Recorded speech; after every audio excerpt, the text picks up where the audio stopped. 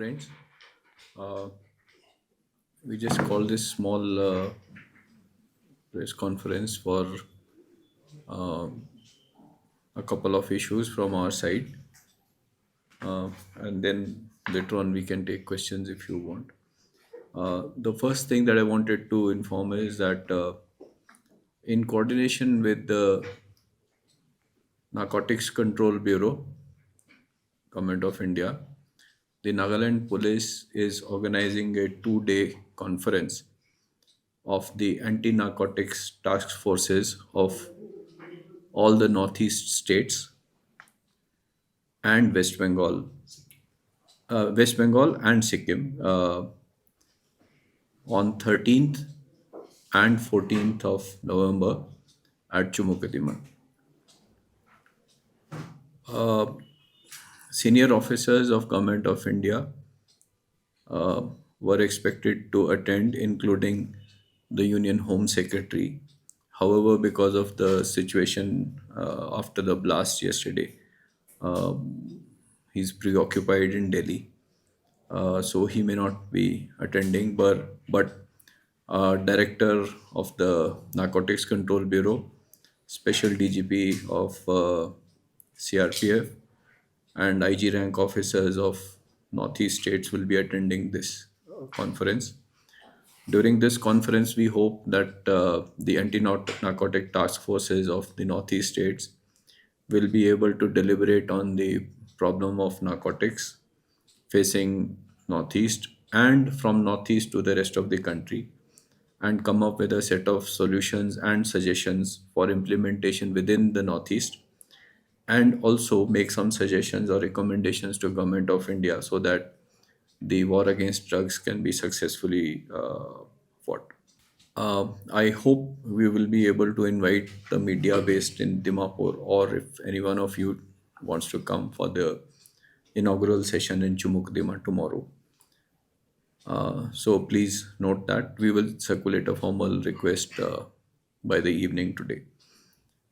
The second issue which I wanted to update the media was on the recruitment to Nagaland Police.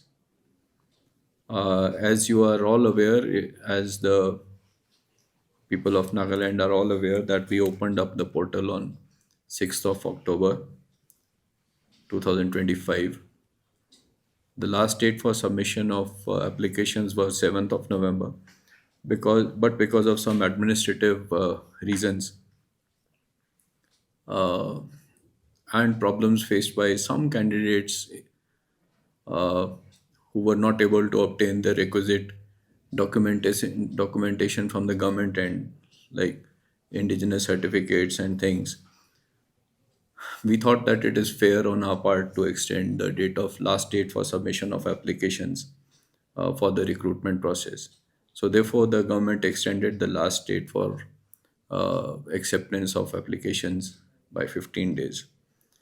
Uh, you would have all witnessed regular updates from the police headquarters on the Nagaland Police website and also on the print media platforms in Nagaland about the number of candidates who have applied for the posts every day.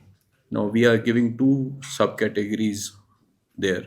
One is the number of people who have registered, and the second is the number of people who have paid the fees.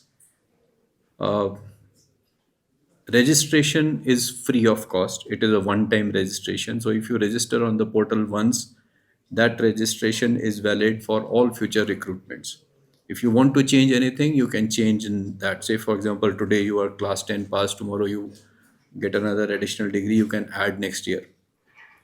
But we are mentioning the fees, about the fees, that 300 rupees has to be paid, because without payment of the fees, you are not eligible for the exam. Okay, so that is why we have been mentioning about the fees every day, so that anyone who has one time registration should not think that he is automatically eligible for the exam. Unless he has paid the fees, he is not eligible for the exam. The application is only complete and your eligibility is only complete if you have paid the 300 rupees fees. So it is my request to all candidates who have gone through the process and who intend to appear in the exam process, recruitment process, that if you have not paid the fees, please do pay the fees. In this connection, it is slightly disturbing for all of us to note that people are just thinking and counting the money which is involved, saying 32,000 hoishe 300 para multiply korle iman paisa ho jabo, iman paisa ho jabo, koch jabo paisa. Where will this money go? I can honestly tell you that even your submission of online applications and creating of the portal is not free. It costs a lot of money. I think it cost us almost 40 lakh rupees for just creation of the portal. And at every stage of the application process, you are receiving either an OTP or an SMS update about the form. All of this costs money. Okay. Besides this, if you, now I'm not trying to protect myself or being defensive, but I'm just giving a comparative statement, comparative thing for the recruitment processes. For the NPSC and the NSSB exams also, the recruitment fees or the application fees is 300 rupees. That process is purely a two-step process, which is written exam and the interview. In the police recruitment, it is a three-phased examination, which is a physical, a written, and followed by an interview. All of this costs money. You would all agree with me that only the physical part being included for 32,000 candidates costs a lot of money. So, my request to anyone who has been critical of us without knowledge of how the process goes should probably consider twice before writing all these things. But on a positive, on a happier note, I can tell you that this online acceptance of forms has saved a lot of hardship to the ordinary man, the ordinary candidate. People who would have had to travel from places, far away places like Longwa or say in Tening or somewhere, to pick up the form, go back, fill up the form, resubmit the form. Each one of them would have spent almost, and maybe 2 days staying in Kohima, traveling up, down. They would have spent 5,000-6,000 rupees per applicant. Nobody considers that we have been helping people by saving money. People are just interested in criticizing us for the 300 rupees which is being paid, which I think will be used very judiciously. There is just a possibility that we may run short of funds. So those who are critical of us that we are asking for 300, please think twice before. If you don't know the entire process, you don't know how the expenditures will take place, it is just better to ask someone who's aware. uh, these are the two things that I wanted to uh, brief you about. And even in the recruitment process, we have to spend money. We have already had to cut corners. A single chest badge, which was costing 70-80 rupees in the market, we have made it in house through our family welfare thing, which is costing us only about 7-8 rupees. You know, we know how we are spending the money judiciously. You can help us by telling us, suggesting us how to do it, but please don't be critical without a reason. Uh, Coming back to the anti-narcotics task force conferences, uh, the entire country has adopted this mission of Nasha Mukt Bharat. I think this conference in the Northeast for the Northeast states, Sikkim and West Bengal, is the first of its kind in the entire country, first regional conference of its kind in the country. We hope it will be successful. Uh, we will share important updates from the conference with you in due course, including whatever recommendations or something that if we come up with. Thank you very much. We are open for questions, if any. So regarding the recruitment thing, you have said that the money generated for the fees generation is for these expenses and that since you have explained that. But does that mean that the department does not have specific sanction for this process? No, we don't have. We don't have. If we had sanction, why would we ask? Okay. And look at it that at the later stage when the interviews take place, and the interviews take place for say around 3,500 candidates, if each interview takes about 10 minutes, the interview process, it will itself will take almost 10, 12, 15 days in some places. The teams which are there, the support staff which are there, their logistics and all, it all costs money, including the physical thing, it costs money. So I think people, I mean, it's good to be critical, but it is good if you are critical, if you, it is not good if you are critical without a reason.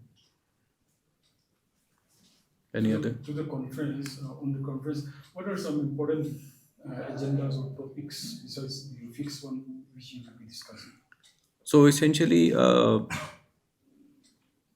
the all the states will be giving an update of what they are doing. All the states will be sharing their best practices and achievements. All the states will be sharing the problems that they face during investigation or combating the war against drugs. Then we will try to come up with a set of recommendations or suggestions for the government of India, where we expect help from the government of India to help all the states in the Northeast. And it is not just going to be confined to, the primary focus is on supply reduction, which is on investigation and law enforcement, but it is also going to include sessions on other things like rehabilitation, de-addiction, the demand reduction part, and other things also are going to be there. So this one we have asked before also about the forensic lab. The latest incident also we know that because of the lack of the forensic lab, there is problem in bringing out evidences and things like that. So how is the department dealing with it, and how fast we are likely to get one? See, we already have a forensic lab. Okay, we have already got a forensic lab. The way Nagaland Police is structured and the way Nagaland Police has evolved over a period of, say, last 40, 45 years, 50 years, as I've always been saying, our focus has more been on the armed police component rather than on the DEF and the investigations component. Now, the forensic work comes in when we have a focus on investigation related work. Okay. So, our focus on investigation related work and DF related work is just coming in now. I'm not saying my predecessor have not done anything, but it is just an evolving thing where the focus has just started coming up now. Because of the less requirements or expectations from the forensic labs in the past, we were able to manage by sending samples to the nearby states or to Guwahati or Imphal or maybe some other places. So we were like decently placed. But with the new demands, there are more requirements for forensics. And after the new criminal laws have been introduced, there is a mandatory requirement for a visit of a forensic team to a scene of crime where the offenses are punishable with more than 7 years. Okay, so in this particular case of murder, where this demand started coming up, and also that old Pimla murder case, now, there is a mandatory visit required by a forensic team, but our forensic capabilities and forensic teams are only based in Dimapur.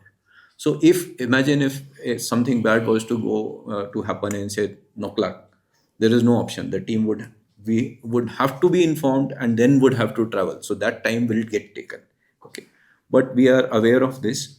We are aware of this situation. We are going to send some proposals to the Nagaland government where to enable timely visits to the spots by the forensic teams, we should be able to place some people in the individual districts so that the time can be cut short.